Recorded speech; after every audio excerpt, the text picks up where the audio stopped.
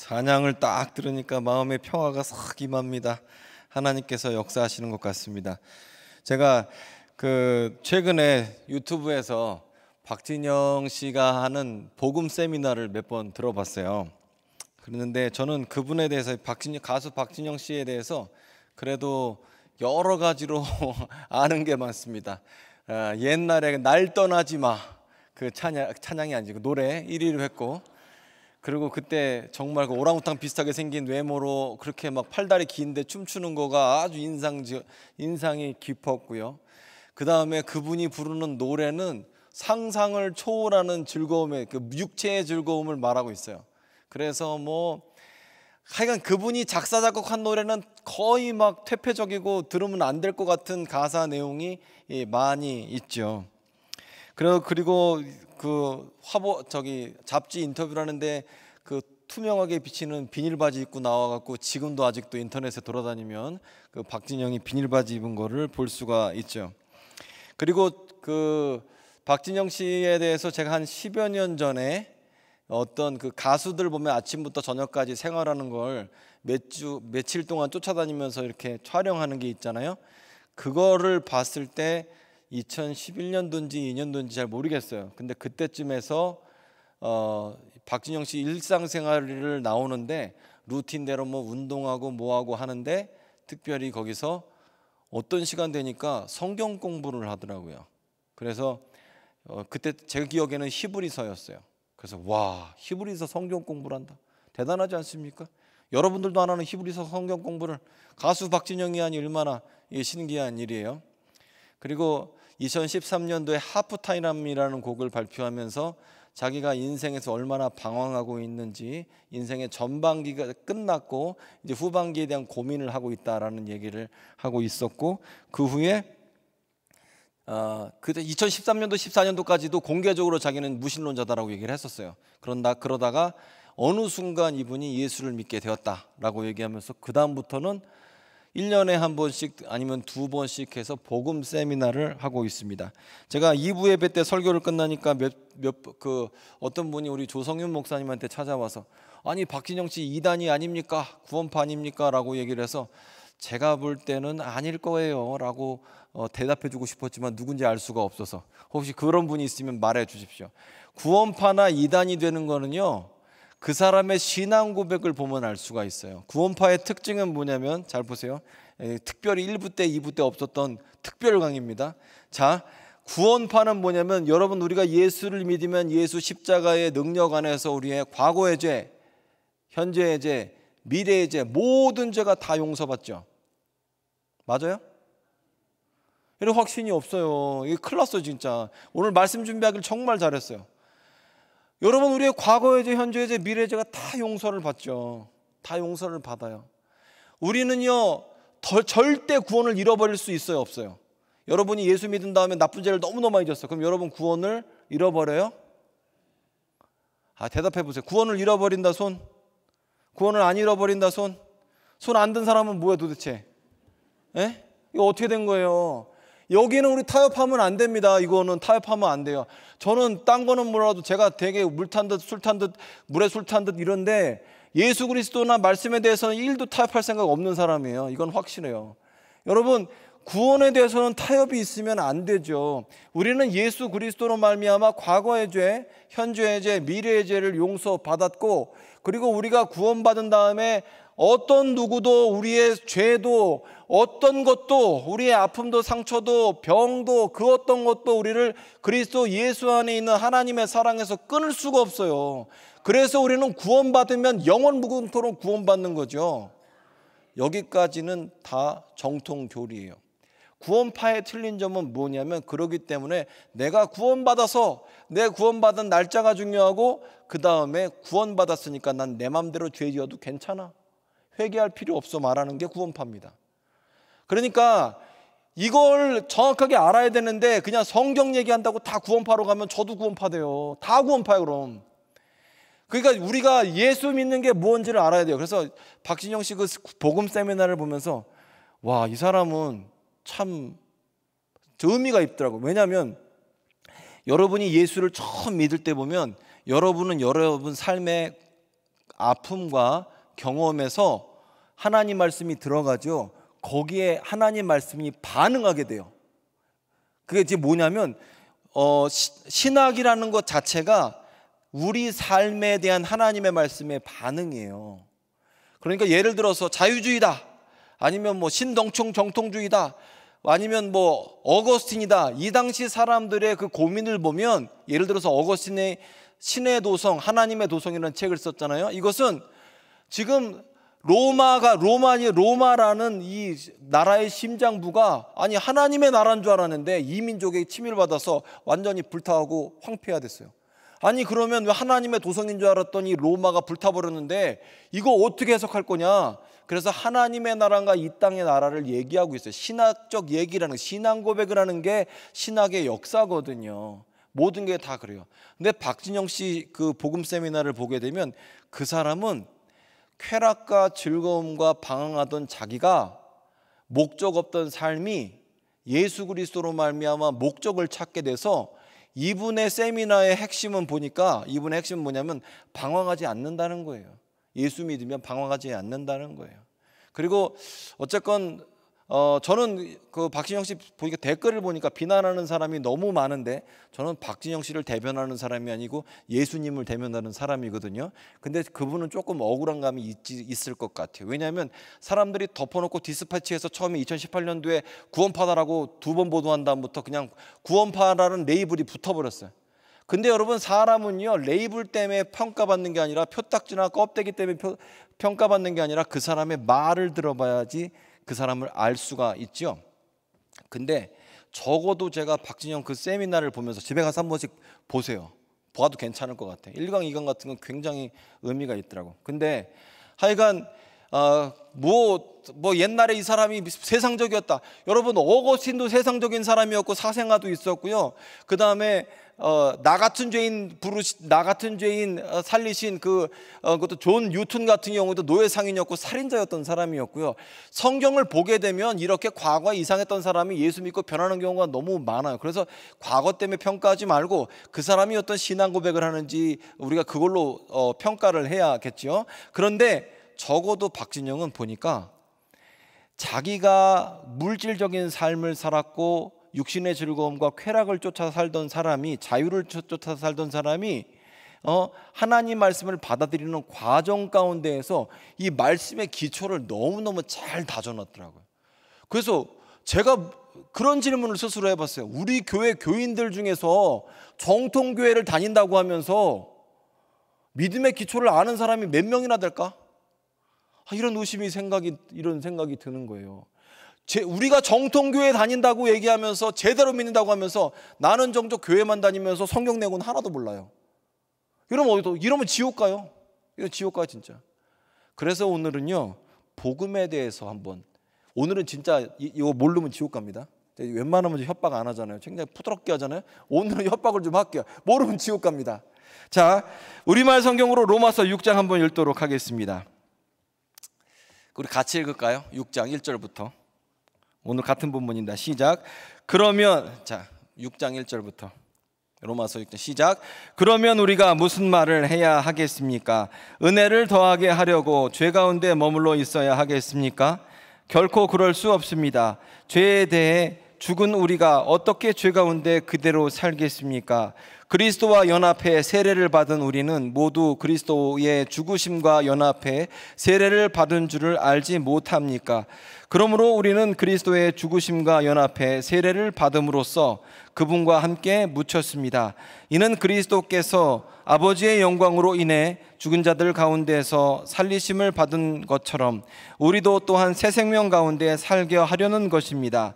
우리가 그리스도의 죽으심과 같은 죽음으로 그분과 연합한 사람이 됐다면 분명히 우리는 그리스도의 부활하심과 같은 부활로도 그분과 연합한 사람이 될 것입니다. 우리의 옛사람이 십자가에 못 박힌 것은 죄의 몸이 멸해져 우리가 더 이상 죄의 종이 되지 않게 하려는 것임을 압니다. 이는 죽은 사람은 이미 죄에서 벗어났기 때문입니다. 우리가 그리스도와 함께 죽었다면 또한 그분과 함께 살 것을 믿습니다. 우리가 알기로 죽은 사람 가운데에서 살리심을 받은 그리스도께서는 다시 죽지 아니하시고 죽음이 더 이상 그분을 지배하지 못합니다. 그리스도께서 죽으신 것은 죄에 대해 단번에 죽으신 것이요 그분이 사시는 것은 하나님께 대해 사시는 것입니다. 이와 같이 여러분도 자신을 죄에 대해 죽은 자요 하나님께 대하여 그리스도 예수 안에서 산 자로 여기십시오. 그러므로 여러분의 죽을 몸에서 죄가 왕노릇하지 못하게 해 몸의 정욕에 순종하지 말고, 또한 여러분의 지체를 불의의 무게로 죄에 내주지 말고 오직 죽은 자 가운데서 다시 산 자처럼 여러분 자신을 하나님께 드리며 여러분의 지체를 의의 무기로 하나님께 드리십시오. 죄가 여러분을 지배하지 못할 것인데 여러분이 율법 아래 있지 않고 은혜 아래 있기 때문입니다. 그러면 어떻게 해야 하겠습니까? 우리가 율법 아래 있지 않고 은혜 아래 있다고 해서 죄를 짓겠습니까? 결코 그럴 수 없습니다. 아멘. 여기 말씀을 쉽게 얘기하면 이래요. 즉 우리가 예수님과 합쳐져서 세례를 받았어요. 즉 세례를 받았다는 얘기는 내가 그리스도와 하나가 되었기 때문에 그리스도의 죽으심과 예수님이 십자가에서 죽으신 것과 내가 하나가 되어서 같이 장사 지내졌고, 예수님과 하나가 되어서 예수님이 다시 살아나신 것 더불어 내가 다시 살아나게 되었다라는 거예요. 아멘. 이 모르면 지옥 갑니다. 이건 진짜. 여러분은 예수님과 하나 되어서 십자가에 못 박혔고, 그리고 장사 지내졌고, 예수님이 다시 살아나시는 것과 더불어 우리는 부활의 소망, 다시 살아남의 소망을 이 땅 가운데에 갖게 되었습니다. 그리고 그런 사람은 예수님과 연합했기 때문에 더 이상 구원파처럼 죄를 지어도 되는 게 아니라 더 이상 죄를 짓지 못하는 존재가 돼요. 왜? 우리는 예수님과 함께 십자가에서 죽었기 때문에 그래요. 이것이 하나님께서 우리에게 주신 약속이다라고 말하고 있습니다. 박진영 씨 세미나를 보게 되면 여기에 대해서 이렇게 해설을 하더라고요. 뭐라고 해설하냐면 히브리서 말씀을 가져와서 히브리서 6장 18절 말씀, 이는 하나님이 거짓말하실 수 없는 이 두 가지 변하지 못하는 사실로 말미암아 앞에 있는 소망을 얻으려고 피난처를 얻은 우리에게 큰 안위를 받게 하려 하심이라. 말 어려운데 한마디로 얘기하면 이거예요. 하나님은 두 가지 소성이 있는데 하나님은 거짓말을 안 하고 거짓말을 못 하신다는 거예요. 그래서 하나님은 거짓말을 하실 경우에 하나님의 하나님됨이 깨지기 때문에, 그래서 하나님은 거짓말을 못 하시는데, 그 거짓말하지 못하시는 하나님께서 우리에게 약속을 주셨는데 그 약속이 뭐냐면 그 아들을 통하여서 우리의 죄를 예수께서 다 가져가시고, 그리고 우리가 예수님으로 말미암아 다시 살아남의 소망, 그래서 우리가 죽을 수밖에 없는데, 그리고 우리가 처참한 죄악 가운데 있는데 이것을 예수께서 다 가져가셨다. 그래서 우리는 어떻게 돼요? 구원의 소망을 얻은 거듭난 사람, 하나님의 백성, 하나님의 자녀가 되었다, 이렇게 말하고 있습니다. 이건 틀린 거 없어요. 박진영 씨 말이 맞아요. 그건 저도 똑같이 설교를 하거든. 근데 제가 들어보니까 하나 부족한 게 있어요. 조금 요거 더 했으면 좋겠다라는 생각이 들었습니다. 그게 뭐냐면 오늘 말씀을 보면 그리스도와 연합해 세례를 받고 그리스도와 함께 죽고 그리스도와 함께 장사 지내고 그리스도와 함께 다시 살아난다라는 말은요, 이 말은 잘 의미를 들어보면 이것은 예배를 의미한다는 것을 알 수 있어요. 예배를 의미한다. 이게 무슨 뜻이냐면, 여러분, 하나님께서 이스라엘 백성과 언약을 맺으시죠. 어디서 언약을 맺으세요? 너무너무 중요한데 시내산에서 언약을 맺으시죠. 이스라엘 백성이 출애굽하고, 그리고 나서 시내산에 도착해서 그곳에서 모세를 통하여 십계명을 주세요. 십계명, 나 위에 다른 신을 잊게 하지 말라, 내 이름을 망령되이 일컫지 말라, 안식일을 거룩히 지켜라. 그래서 이렇게 10가지 계명을 주세요. 그리고 출애굽기에서는 10가지 계명과 함께 성막을 완성할 것을 말씀하시면서 성막의 규격을 구체적으로 말씀하시고 성막이 완성되면서 출애굽기는 끝납니다. 레위기 1장이 시작될 때에 하나님께서 모세를 만나주세요. 어디서 만날까요?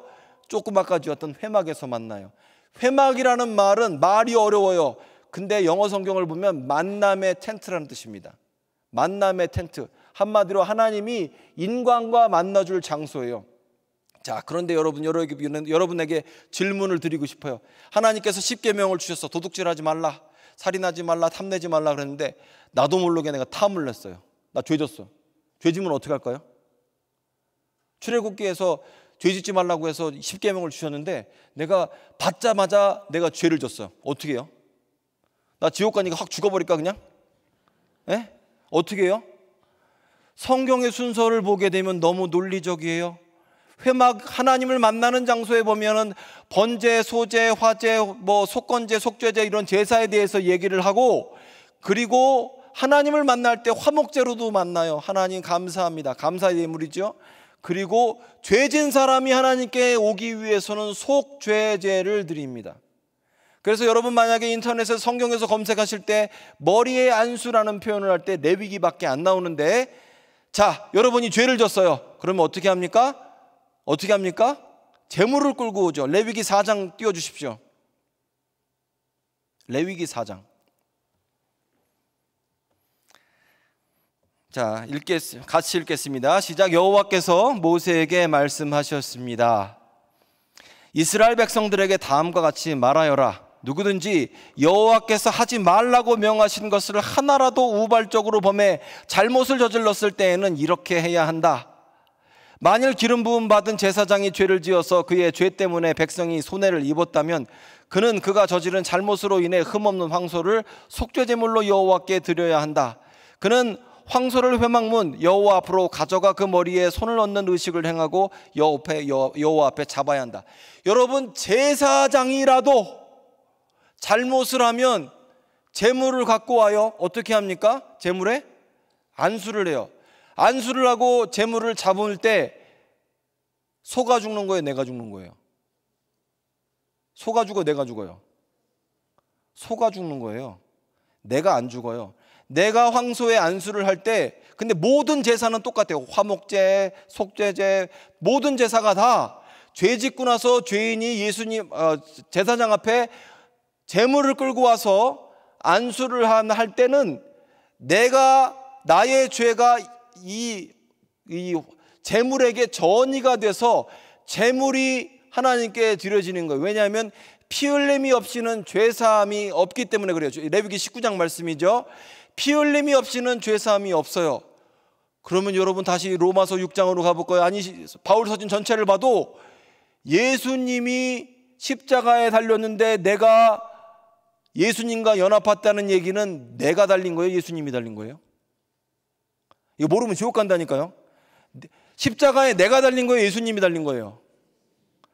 예수님이 달렸다고 누가 그래요? 예수님이 달리면 안 되지. 내가 달렸지. 내가 달린 거라니까. 내가 달린 거라니까.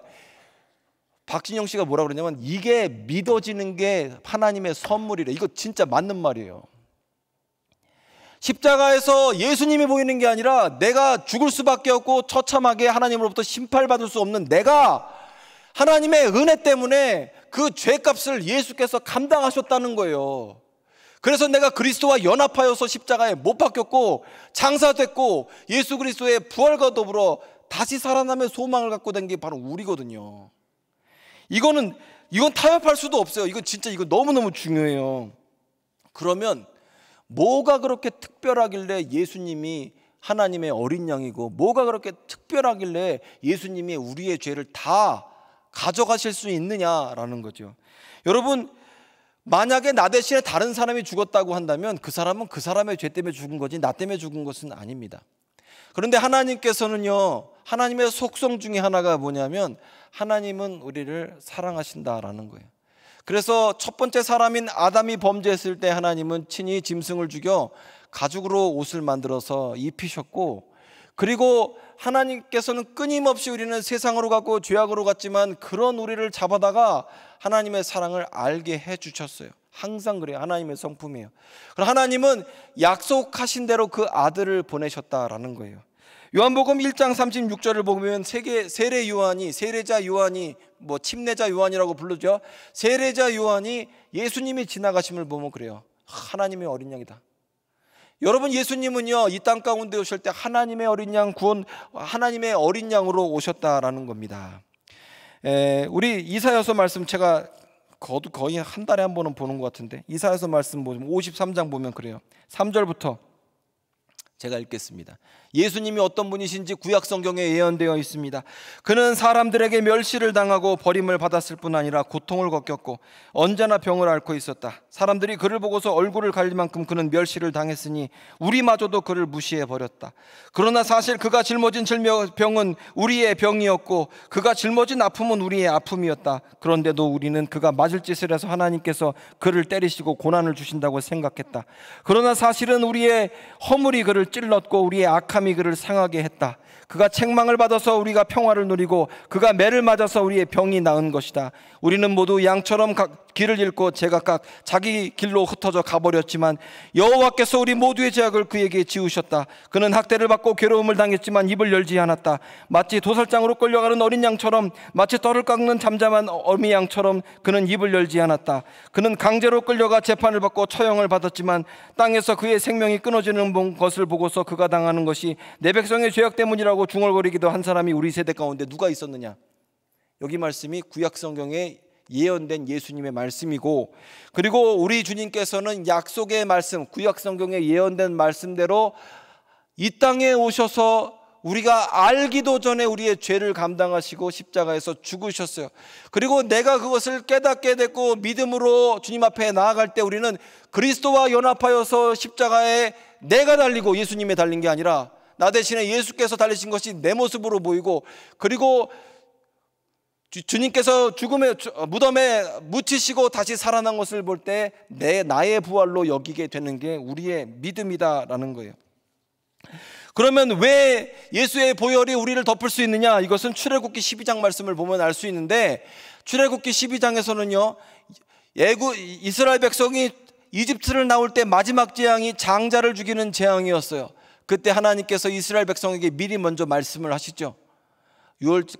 그날 전에, 심판의 날 전에 양을 잡아서 그 천장이랑 옆에다가 바르라고, 인방과 좌우 문설주에 바르라. 그러니까 문 주위 좌우에다 피를 바르라는 거예요. 그리고 나서 말씀하신 것이 13절, 출애굽기 13절, 12장 13절, 우리 같이 읽겠습니다. 시작. 내가 애굽 땅을 칠 때에 그 피가 너희가 사는 집에 있어서 너희를 위하여 표적이 될지라. 내가 피를 볼 때에 너희를 넘어가리니 재앙이 너희에게 내려 멸하지 아니하리라. 아멘. 여기서 핵심은 뭐냐면 중간에 내가 피를 볼 때에 너희를 넘어가리라. 하나님이 뭘 본다고요? 우리의 죄악을 보는 것이 아니라 문에 달린 피를 볼 때에 넘어간다. 영어 성경을 보면 더 확실해요. When I see the blood, I will pass over you 라고 나오죠. 내가 피를 볼 때에 넘어가겠다라고 말씀하고 계시는 거예요. 뭘 본다고요? 피를 볼 때에. 마찬가지로 그리스도와 연합한 우리 가운데에서 하나님의 심판대 앞에 우리가 설 때에 하나님께서는 우리를 보는 것이 아니라 우리에게 덮여진 예수 그리스도의 십자가의 보혈을 보시고 우리의 심판을 면제해 주신다라는 게 우리에게 주신 복음의 말씀이다라는 겁니다. 찬송가 하나를 제가 준비했는데 이따가도 부를 거지만 저 혼자 한번 불러보려고요. 265장인데 혼자서 짝짝꿍 부흥강사처럼 한번 해보려고요. 주 십자가를 지심으로 죄인을 구속하셨으니 그 피를 보고 믿는 자는 주님의 진노 면하겠네. 내가 그 피를 6월절 그 양의 피를 볼 때에 내가 널 넘어서 가리라.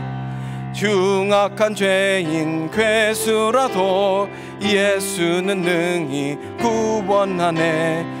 온몸을 피에 담글 때에 주님의 진노 면하겠네. 내가 그 피를 6월절 그 양의 피를 볼 때에 내가 널 넘어서 가리라.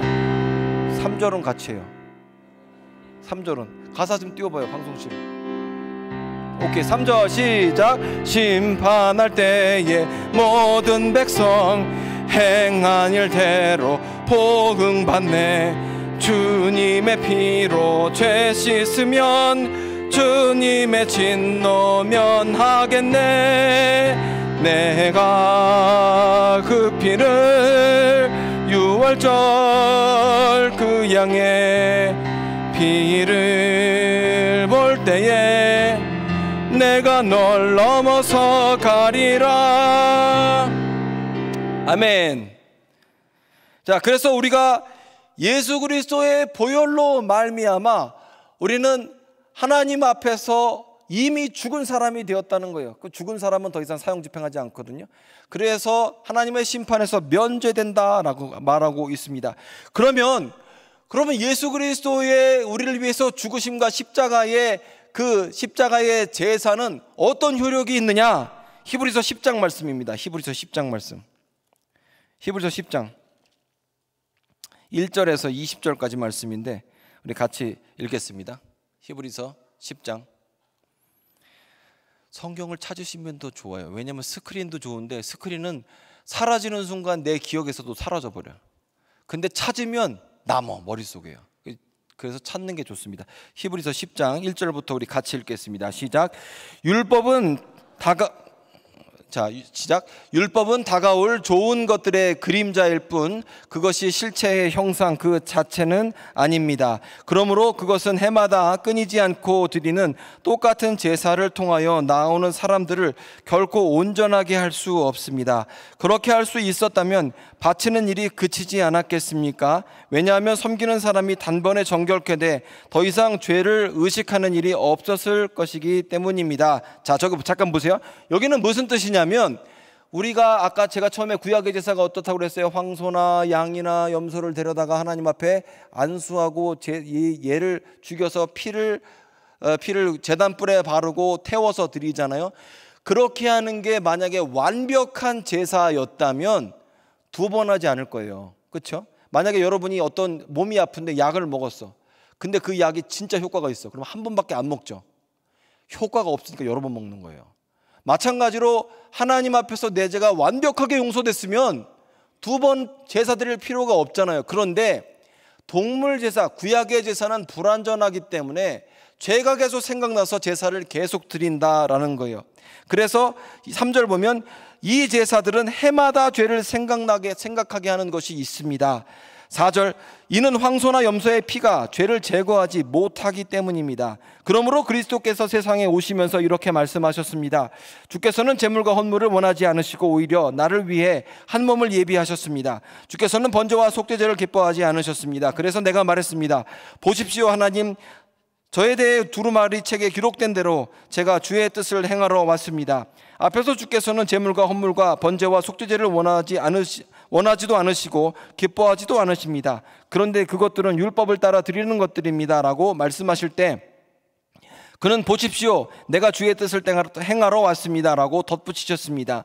그리스도께서 첫 번째 것을 폐기하신 것은 두 번째 것을 세우기 위함이었습니다.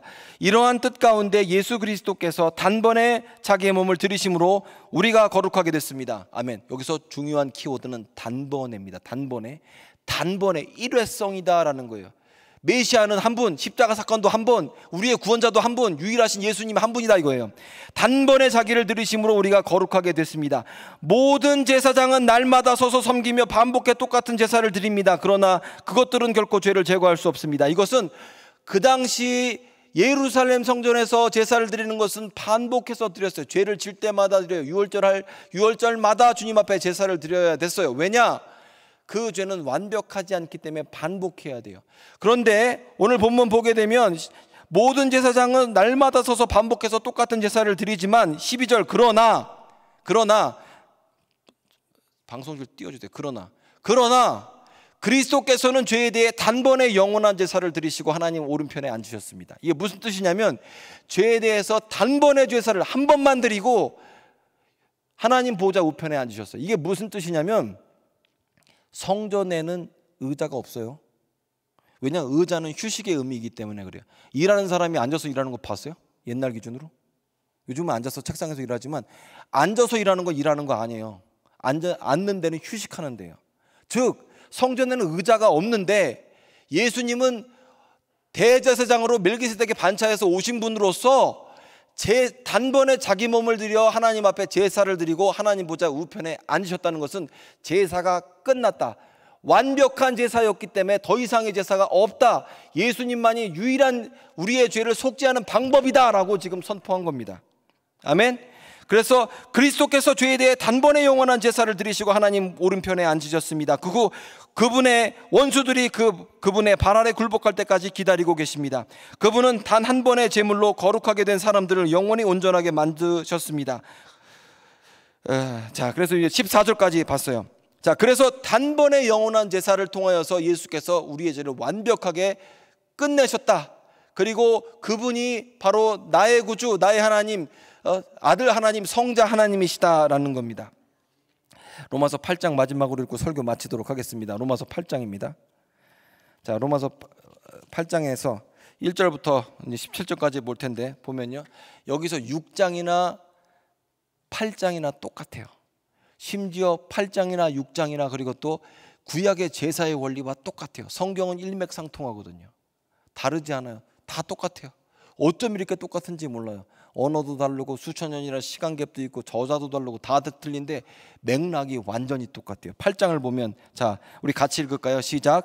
그러나 이제 그리스도 예수 안에 있는 사람들은 정죄를 받지 않습니다. 이는 그리스도 예수 안에 있는 생명의 성령의 법이 죄와 죽음의 법에서 여러분을 해방했기 때문입니다. 율법이 육신으로 인해 연약해져서 할 수 없던 그 일을 하나님께서는 하셨습니다. 곧 하나님께서는 죄를 속량해 주시려고 자기 아들을 죄 있는 육신의 모양으로 보내셔서 육신 안에서 죄를 심판하셨습니다.